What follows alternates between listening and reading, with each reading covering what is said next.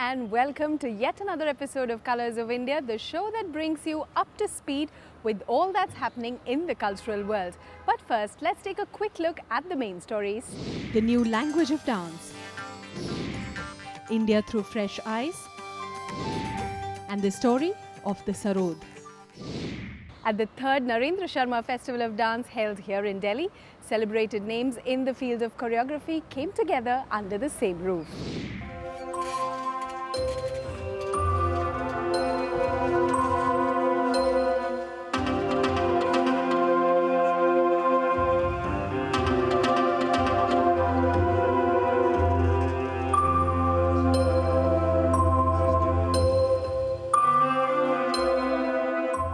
A dance festival dedicated to renowned choreographer Narendra Sharma saw an array of nationally and internationally acclaimed choreographers and artists come together.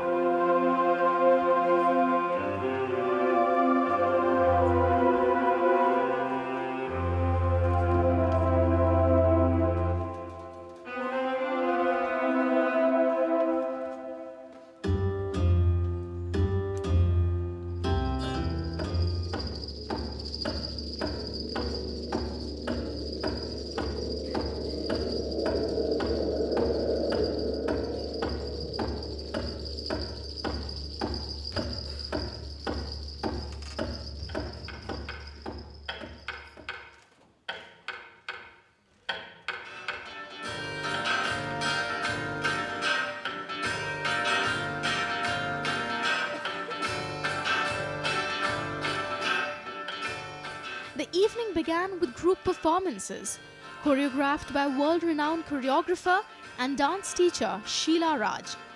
The performance included 4 sketches called ASAP. Each spoke about the destruction of natural habitat, relentless passage of time, a celebration of pure movement and shared energy.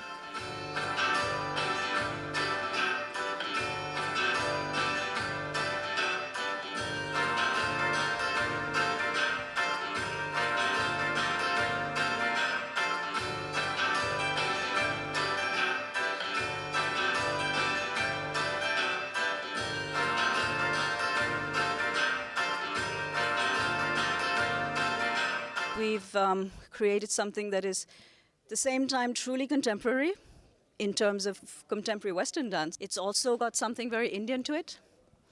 And because the third section, for example, I've dedicated to Pandit Vinay Chandra Maudgalya, Bhaiji, and to Guru Keluchan Mahapatra, who are my gurus and who taught me about Tala.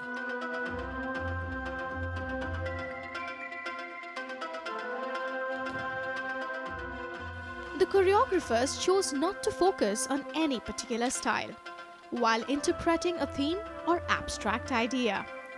Metro Metro, choreographed by Bharat Sharma, was a piece on how Delhi Metro has brought about a profound change by helping the common man lead a more dignified life.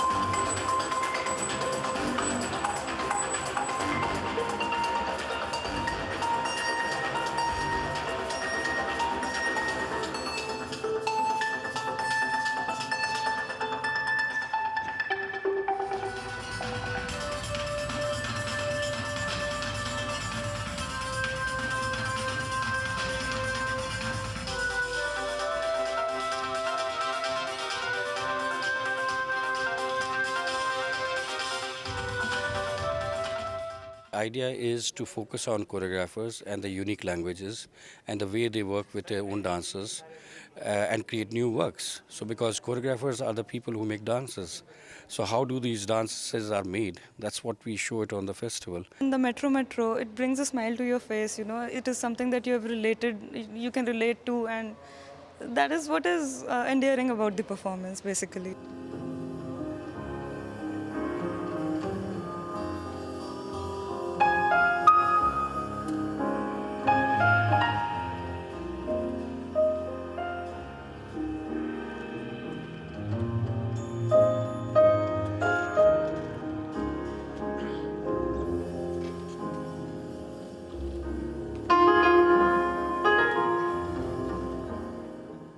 evening came to a perfect end with internationally acclaimed choreographer Astad Debu's solo performance.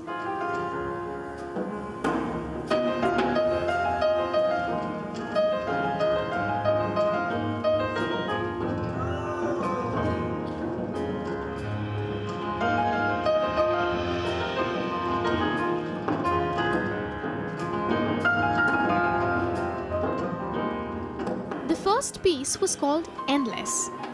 Open to interpretation, this piece is a journey of a person who encounters hurdles. The dancer explored light and darkness in his performance.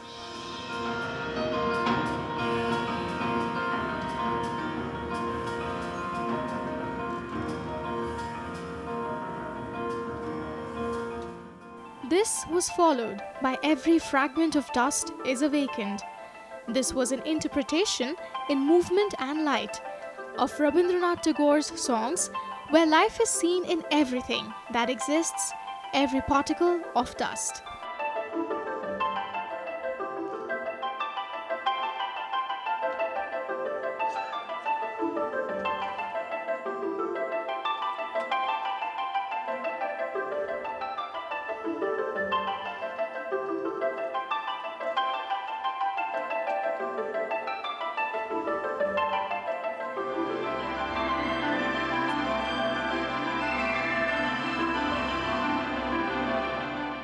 Asad Debu, I can't say.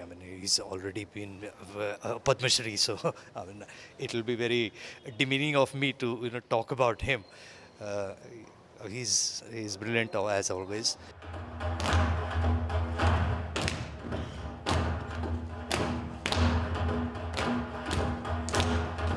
With an emphasis on renowned choreographers and their unique dance languages, the festival saw new forms of dance style emerge, breaking away from any particular dance form.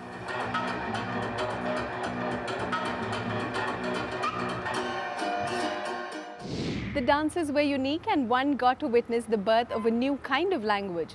So at the same time, it was modern and traditional and popular and artistic.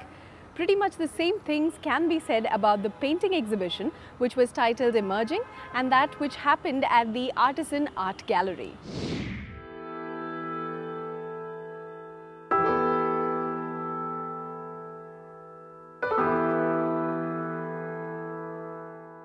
The group exhibition had 9 artists exhibiting their works. As the concept was about emerging, some of the artists present were relatively new names. Vikrant Singh Rathor's work was about his journey into the art world.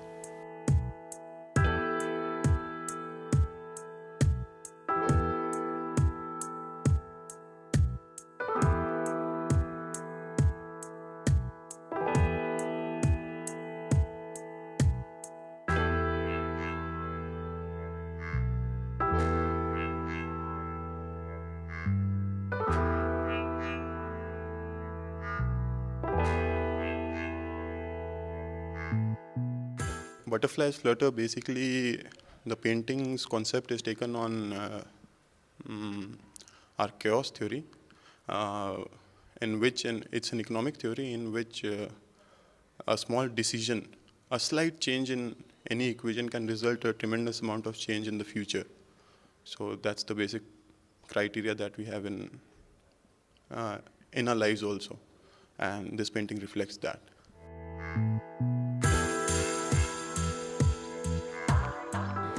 Rajesh Kumar's watercolor on canvas was a collection that brought out the essence of nature and the beauty of creation. While Somen Bhomik's work focused on the comedy of the abstract, Santosh Kumar Sahni's artwork reflected his life in the fishing village.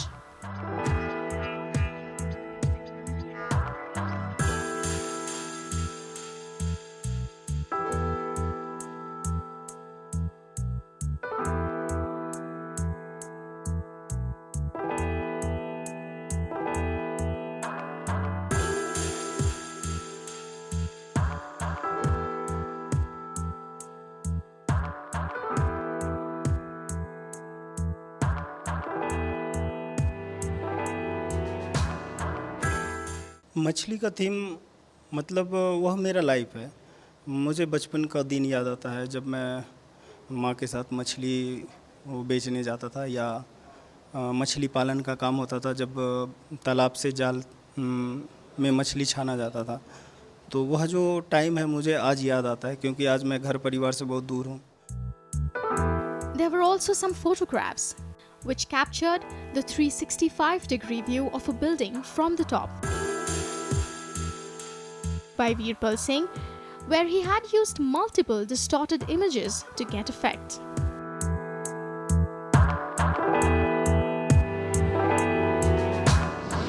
The subjects chosen might be modern, philosophical, mundane, or even absurd, but these are the thoughts that came to their minds when they put brush to canvas.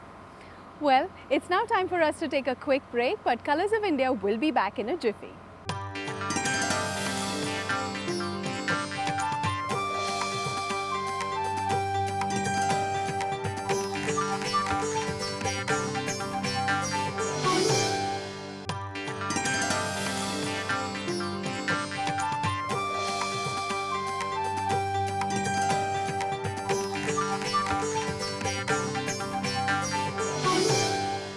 Welcome back.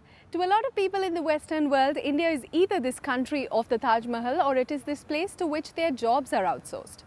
Elizabeth understands that there is more to this country, and through her books about India, written in both English and Norwegian, she hopes to set this record straight.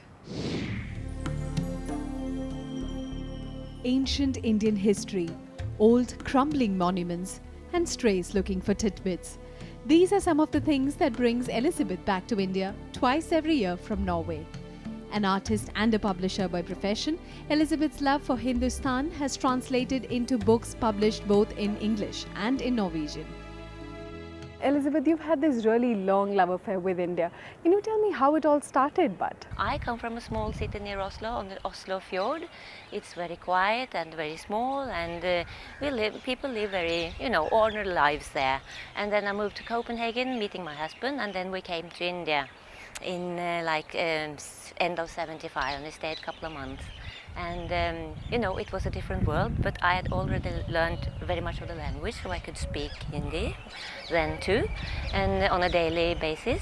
So it was just like some sort of coming home. You have written many books on India, and most of them is in your own language, Norwegian. So if you can tell me about the perspective of people back home, do they still think of India as this land of magicians and elephants? Yes, I think it's actually quite limited. People, they are interested when you start talking about it. The books I have written, I put the history in between, and then I tell about social things, social situation, people's daily life, and then I give them a doses of history again, and then again some more easy things like that are more easy to relate to for them. But I like to put some history in the heads of people. In India, you visit monuments and other old archaeological important places. What do you do back home? I like the old things, and that's what I love about India, this century-old history. You can go and find things like here from the 13th century, from the Tughlaq period, and you can go and find the Mughal dynasty. You can go to Shah Jahanabad, and that's what I do in Norway. I search out the old things, so actually I do the same things here that I do in Norway and Sweden. I go a lot to Sweden to do some research on the background for my paintings, actually, because I'm a painter too, and I paint old buildings. That is my topic. So here I write about old buildings. There I paint. In Scandinavia I paint old buildings. Here I write about them. But why the interest in old buildings? Has always been there. Since I was 4, I think. I had projects going into old buildings. I did that in Norway too. So I like to find them, and I like to go into them. I did that already in my childhood. In the West, there is more of a conservation mode, but in India, from your expert opinion, what would you say is the scene? We have so little, actually. We have some things, and it's not properly taken care of there either. So actually, I think a lot of positive things are being seen here. So of course, more things like the Begumpuri Mosque, Begumpuri village, I think they started and then left. So of course, there are things to be wanted, but like so many things are being done done. So it's important to focus on that. So which is the monument here in Delhi that is your favorite?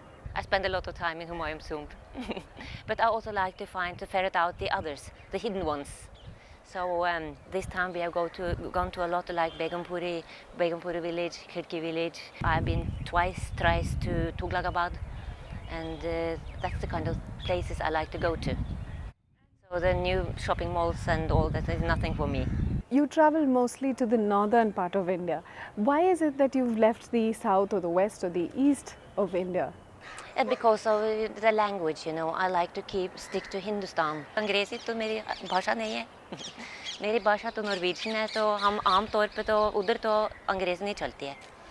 तो इसलिए मेरे लिए ज़्यादा आसान है हिंदी में बोलना. While you were traveling, do you have any interesting experience? Because लोगों को लगा कि आपको शायद हिंदी नहीं आती हो, and you know, any interesting experience like that? ज़रूर.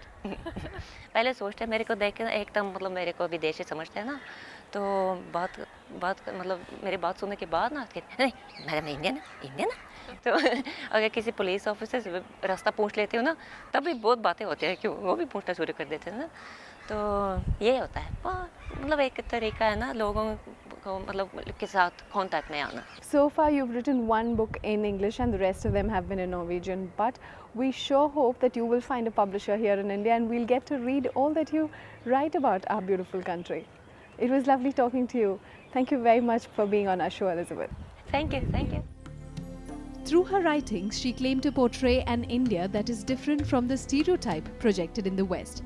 An India that is a unique mix of the distant past and the bright future. Elizabeth's command over Hindi, Punjabi and Urdu makes it very easy for her to meet and interact with people. And it is this story of everyday India which makes her books like Namaste Delhi highly readable. Well, it's now that we take a small break, but Colors of India will be back soon.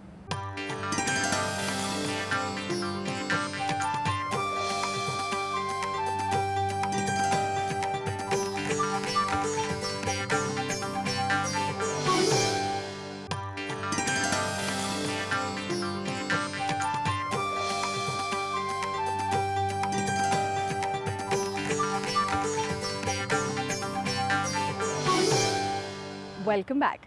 For artists, inspiration comes from all walks of life, even from lifeless buildings and the concrete jungle. At the exhibition at Triveni Art Gallery, one got to witness urban India in the form of sculptures. Every block of stone has a statue inside it, and it is the task of the sculptor to discover it. Artist and sculptor Amit Singh is more than familiar with these words, told by famous artist Michelangelo. Through this exhibition of sculptures, Amit wanted to draw a parallel between the skyscrapers in the cities and the rising ambitions of the average man. Amit's sculptures were done in marble. Marble मुझे आज से नहीं, मतलब जब से हम उदयपुर में हैं तब से मुझे अच्छा लगता है करना इसमें, और एक अच्छा मीडियम है जो अपने आप में एक सॉलिडिटी, मतलब उसमें लगता है कि हाँ एक सॉलिड मटेरियल है. आजकल हम सोसाइटी में देखते हैं कि सभी लोग चाहते हैं कि मैं टॉप से टॉप पर उस बिल्डिंग में रहूं. That's a indication of this particular faces. तो ये मेरा एक पर्टिकुलर थीम है जो आर्किटेक्चरल मिथ के रूप में है. Another artist displaying his work in the same forum was Suraj Kumar. Kumar chose acrylic glass as his medium and with sole focus on human figures. Through his work, aptly titled Followers, he tried to question the herd mentality by showing figures painted bright red. लोग work करने के लिए एक दूसरे को धक्कम धुक्की करते हैं और कितने लोग गिर जाते हैं, मतलब बहुत सारे, वो किसके लिए कर रहे हैं. तो मतलब कि इतनी प्रॉब्लम के बाद भी आदमी इतने सुकून से कैसे मतलब रहता है, हंसता रहता है, मजाक भी करता है, न्यूज़पेपर भी पढ़ता है, बातें भी करता है. तो ये एक फीलिंग है मेरे स्कल्पचर में. अगर वेयर आई एम, मैं कहाँ पर हूँ आज के टाइम ऑफ पीरियड में, तो मुझे महसूस होता है. In Kumar's words, the public blindly follows a leader. Most of them fail to differentiate between the right and the wrong and choose to just follow without much thinking instead. I think it's a very neat work and it's a good work, I would say. I like that lady in a black with the open hair. I think this is a great work. Seldom does one get to see such genuine, fresh mutations of art in sculptures. The imaginative treatment of these works lend a feel of timelessness, at once amusing and uplifting. Are we not a part of this rat race? These otherwise mute sculptures ask us some really serious questions. Moving on, the Sarod is an instrument that came to India with the Mughals. It has Persian, Indian and Afghani influences. The tunes of the Sarod up next.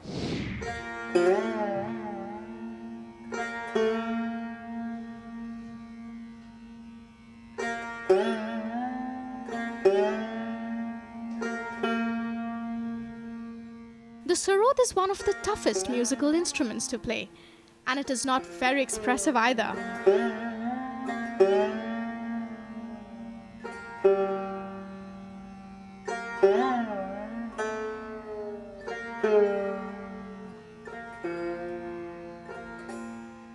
The strings have to be either pressed with your fingernails or your fingertips to produce the clear ringing sound.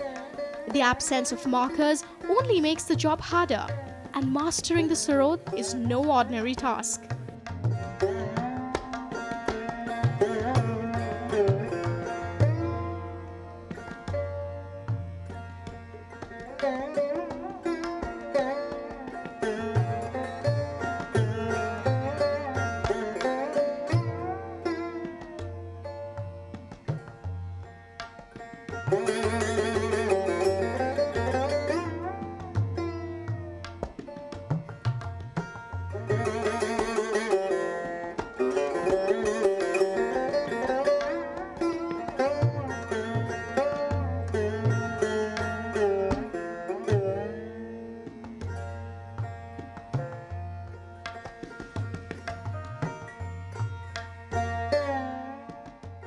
I'm not from a musical family. I discovered the Sarod through recordings that my parents bought me when I was a child. So every birthday I would get a LP record of Ali Akbar Khan, and that's how my love for the Sarod started. I needed a touring replacement for my aging, very, very old instrument, which is about 130 years old. And so I got this built as an interim replacement.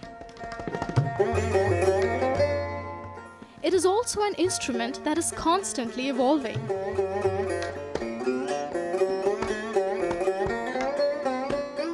The ancient ones are supposed to be much longer, and research is still going on about the new ones.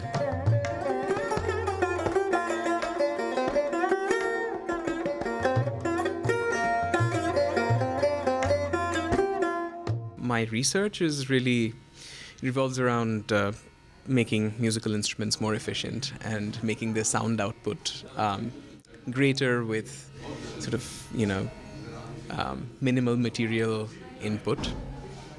And the focus is on making instruments ergonomic and at the same time,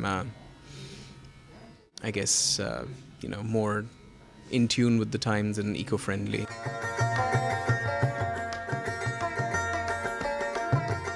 At the attic, the stage was set for Arnab Chakrabarti's Sarod recital. He began by playing Rag Strutkali.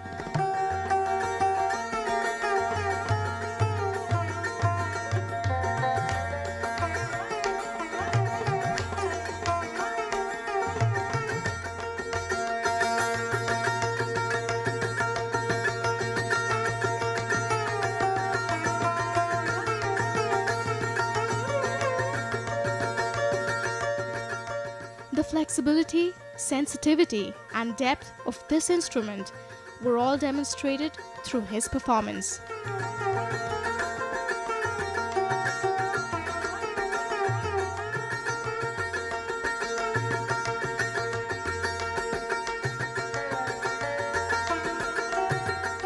Accompanied by just the tabla, Arnab wowed the audience into a state of trance.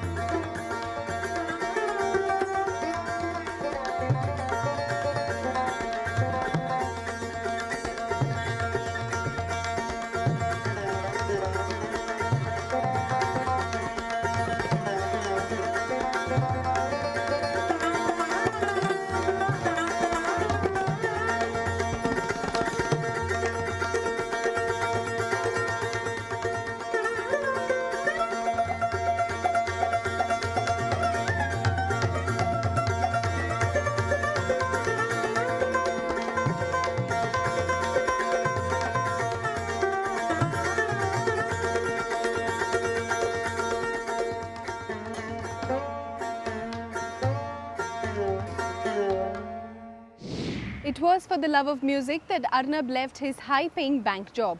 So when he's not giving a performance, he is researching the possibilities of this instrument. That's all we have for you on this week's episode of Colours of India, but do remember to send in your suggestions and feedbacks onto our Facebook page.